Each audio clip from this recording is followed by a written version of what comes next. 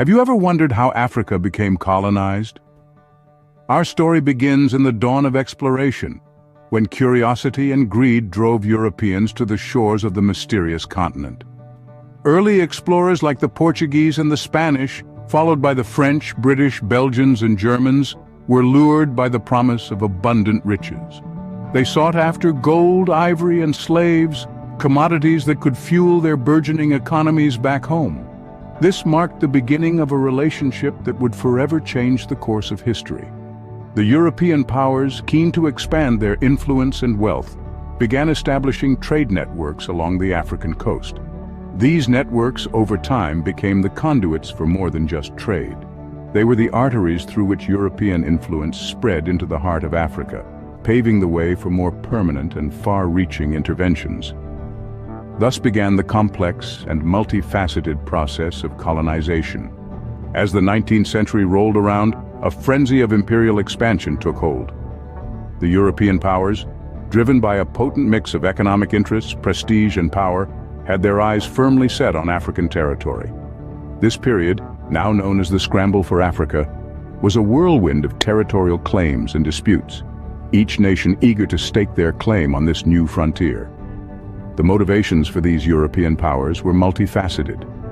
Firstly, there was the economic lure. Africa was rich in natural resources, from gold and ivory to timber and rubber, offering a treasure trove of commodities for the burgeoning industries in Europe. Moreover, Africa's strategic location opened up new trade routes and opportunities, making it an attractive prospect for these power-hungry nations. But it wasn't just about the money. There was a certain prestige attached to having a slice of the African pie.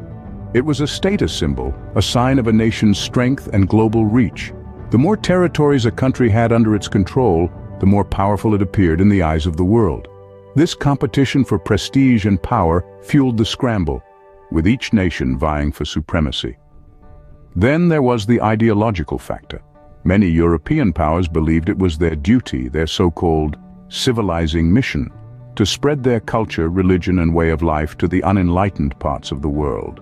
This paternalistic attitude justified their territorial ambitions and allowed them to impose their rule on African societies. However, this scramble wasn't without its conflicts. Disputes over territorial claims were common, as borders were often unclear and overlapping.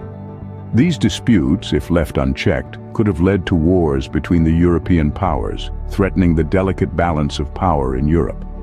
Yet, amidst the chaos and competition, the Scramble for Africa held a sinister edge. It marked the beginning of a long and painful chapter in Africa's history, one that would be characterized by exploitation, suppression, and resistance. But that's a story for another time. This scramble set the stage for what was to come, and as we'll see in the next scene, it was a stage that was set in Berlin, far away from the African continent itself. In an attempt to avoid conflict, European leaders convened in Berlin. The year was 1884, and the agenda was clear: to carve up the African continent like a grand unclaimed pie. This was the infamous Berlin Conference, a diplomatic affair that would shape Africa's destiny in ways unimaginable.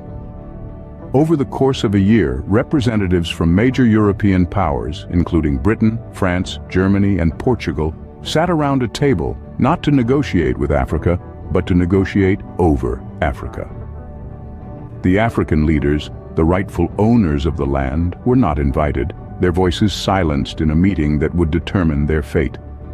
The goal of the conference was simple: to partition Africa among the European powers, to establish rules for colonizing and acquiring African territory. This was done without any regard for the people who lived there, their cultures, their languages, or their traditions. The borders were drawn arbitrarily, purely for the convenience of the colonizers, creating a patchwork of territories that bore no relation to the ethnic, cultural, or linguistic realities on the ground. The Berlin Conference was an act of supreme arrogance, a demonstration of power that disregarded the rights and dignity of millions of people. It accelerated the colonization of Africa, paving the way for the establishment of European colonies and protectorates across the continent. The stage was set for a new chapter in the history of Africa, With territories marked out, European powers set out to claim their African colonies. The conquest of Africa was not a peaceful process. It was a time of upheaval, resistance, and often brutal suppression. European powers, armed with advanced military technologies, set out to subdue the indigenous populations who dared to resist. Firearms and artillery, technologies far beyond what the African armies possessed, were deployed to devastating effect. They gave European forces a significant advantage, one that was ruthlessly exploited. The might of the European militaries, combined with strategic and tactical expertise, proved to be an insurmountable challenge for the indigenous resistance movements. Yet, it wasn't a one-sided affair. The African armies and resistance movements put up a fierce fight, demonstrating courage, resilience, and an indomitable spirit. Their bravery was a testament to their determination to protect their lands, their people, and their way of life. But the European powers, driven by their insatiable desire for wealth, prestige, and power, continued their relentless pursuit of conquest. They were determined to establish their rule, impose their culture, and exploit the vast resources of the African continent. Yet the indigenous populations of Africa did not yield easily. They fought back, resisted, and made the conquest a costly endeavor for the European powers. These conflicts, this resistance, would sow the seeds for future struggles for independence. The conquest, however, was just the beginning. With control over African territories, the exploitation began. In the grand scheme of colonization, economic exploitation was the linchpin that held the entire operation together. European powers found themselves in a land abundantly blessed with untapped natural resources. These resources, be it precious metals, minerals, rubber, or timber, became the lifeblood of European industries and economies. But what is a resource without the means to harness it? The Europeans had the tools, but they needed labor. This led to the implementation of forced labor systems. Indigenous Africans found themselves working tirelessly under the harsh sun, mining diamonds, extracting rubber, cutting timber, all for the benefit of foreign powers. They were the cogs in a colossal machine, the machine of economic exploitation. This exploitation was not merely confined to the extraction of resources. Agriculture, too, was manipulated to suit European needs. Land that once bore food for local communities was repurposed for the cultivation of cash crops. Crops like cotton, coffee, and cocoa replaced traditional food crops, disrupting local economies and exacerbating food insecurity. The result was a continent stripped to its bare bones, its wealth funneled into the heart of European economies. The economic landscape of Africa was transformed, and not for the better.